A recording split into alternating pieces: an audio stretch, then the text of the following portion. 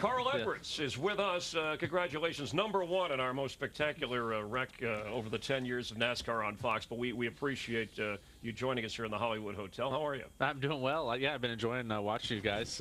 You guys argue a lot back and forth. I noticed that. Hey, we've been doing that for how many years now? 30, I reckon. A long dang time. And I still am not even. I always end up behind. But you're louder. Hey, Carl, when you watch that, does it get any different, that wreck over the years? Anything else coming to mind, or do you relive it? That was pretty wild, and it's just amazing that Daryl and I were talking about that that we could have a wreck like this, or like McDowell's wreck or something, and we can walk away from it. We're very fortunate NASCAR has the safety advances that they have. And I think taking these rear wings off and putting the spoilers on is going to help. If you stop frame right there, right. I've seen some pictures. Whoa. See that? You guys are good. The deck. See the gap in the trunk. I mean, that's a lot of force to lift that trunk open like that. And I didn't believe it till I saw some pictures like that. And that wing really was lifting the cars off the ground. Yeah, and I think not only that, I think it shields the air from getting to the roof flaps. It seemed to make the roof flaps not near as effective as they used to be. We don't I love see, by the way, your sense of humor here. I had to finish the race. I was too close. Yeah, what were you thinking? I mean, just casually, what were you thinking?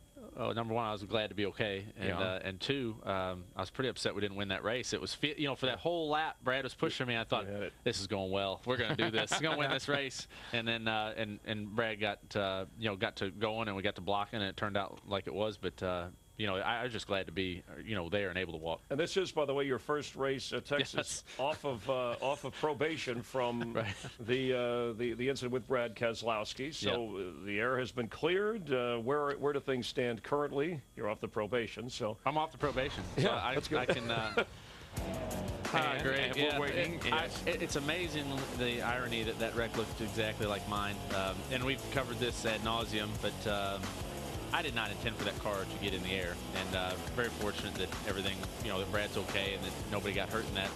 Today, Brad was following me to the driver's meeting, and I almost tripped, and I told him he was following me a little too close, making me nervous. But we're pretty good. We get along fine, and we worked that out well, and had a really good meeting in the NASCAR hauler. And I'm glad I'm off probation now. That's nice. Yeah, well, no, and it makes for exciting racing. I like the way you guys race. I mean, Daryl calls him, bad Brad, but I mean, where's the line, Carl? And we've seen you win races aggressively without wrecking people or having people wreck you. I mean, that's a constant battle that you must have to go through. Right. Well, there's a big difference between being aggressive and then being like, I'm going to wreck this guy. You know what I mean? And I think that was definitely the line there. And I learned a lot through it. And I think everyone had to look at that and go, wow, that got pretty big. That could happen. Anytime you start a wreck, you don't know what's going to happen after that. So I learned a pretty good lesson there. But really, I'm just going to go out there, race as hard as I can. We got to get some wins. We got great sponsors. We're making up, ground in the points. We're up six spots last week. But seeing Ryan Newman get that win, that was inspiring. That makes me realize, we can go out here and do this, and we need to get it done. Carl, what makes a good race car driver? I mean, what are the ingredients to make a great race car driver? What do you think they are? I mean, everybody has their opinions, but I think that you have to be real analytical. You have to be able to look at yourself real objectively and say, what am I doing here? Am I doing the right things or the wrong things? I think that makes them good. The second thing is being real confident. You have to know there's not a lot of time. And if I go out there and say, hey, this car's loose or it's tight, I got to believe in it. Know that what I'm saying is right.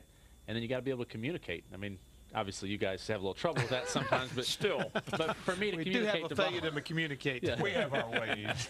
But I think those are the things. But another part of that equation, when you get into a situation, we've been having a pretty heavy discussion about the green-white checker situation and the double file restarts. It seems like the combination of the two have really thrown a new wrinkle to the game, not only for the guys on top of the pit box, but for the drivers. I mean, again, if you come in, if you get 2 tires at the right time, it pays off. You take 4 at the wrong time and you get in the wrong lane, it can hurt you. So as a driver, how do you get prepared for that potential in now?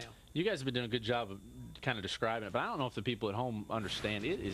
It's really tough. When they threw that caution at Phoenix, my first, it was like all the wind was out of my sails. I thought, man, where were you running? I was running ninth. And I thought, all right, whatever we do here, we're in that spot, that no man's zone. Where if we take 4, we might go really far back. If we take 2, we might be the last, the first guy on 2, and everybody behind us might have 4. It makes it really tough to decide what you're going to do. And just what you were saying, there was a lot of truth in that. You got to plan on 3 green white checkers, but you got to race like there's only going to be 1. Yeah. So Bob said, hey, we're gonna we're gonna do this. We're gonna take 4. And it ended up being a good call, but I was worried about being the green white. I was worried about being one of those cautions, being back there in the back. But very, very tough, and I think it's going to change the shape of our racing. Did he ask? You know, one of the things we. Does he ask you what do you think? Bob is polite. He makes it seem like I have a little say in it, but I do not. You know, he does what he's going to do. Bob Osborne, right. the crew chief. Crew chief makes the call. It doesn't always end that way up here. Hey, we appreciate you joining us in the Hollywood Hotel. Remember last year when you were talking with us and Jeff wore an outfit and you could hardly you have finish. That on tape. I'd like to see that. Yeah, let's roll that if we have that piece of tape. Thanks, Carl. Hope you do well today. Hey, what do you take from your wins here in the past that you can apply to this race today?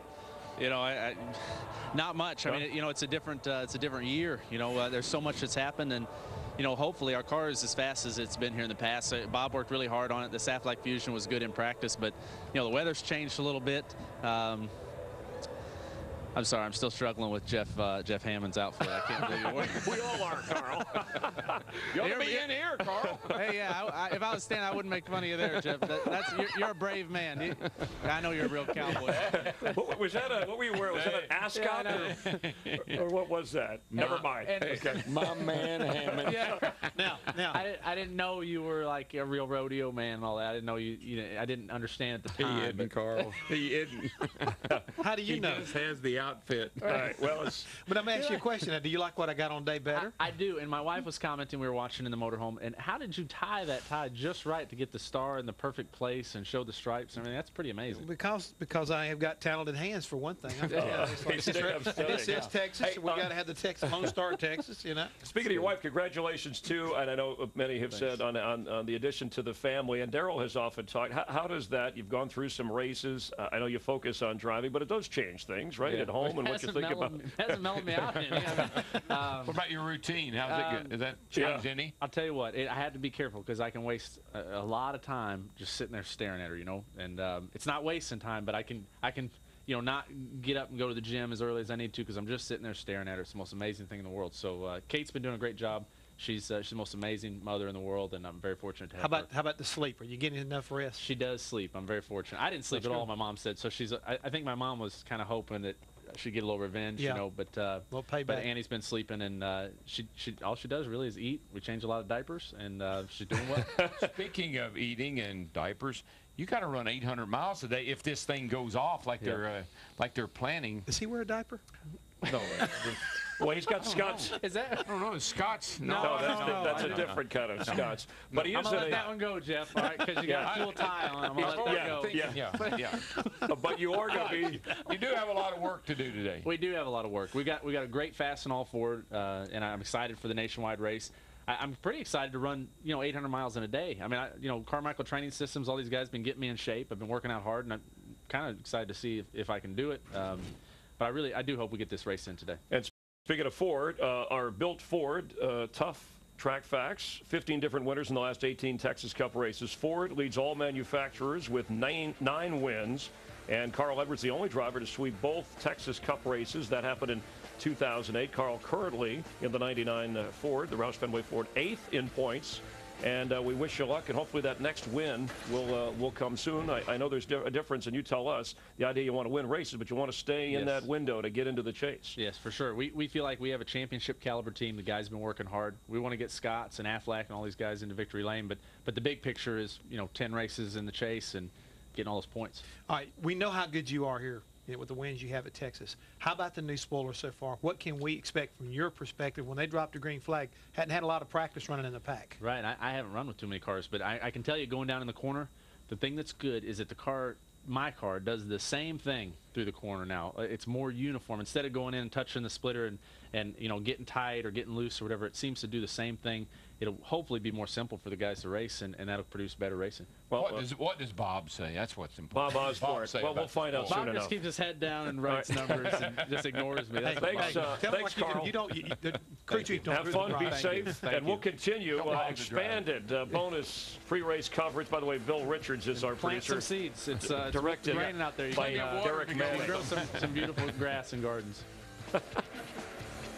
Thanks, guys.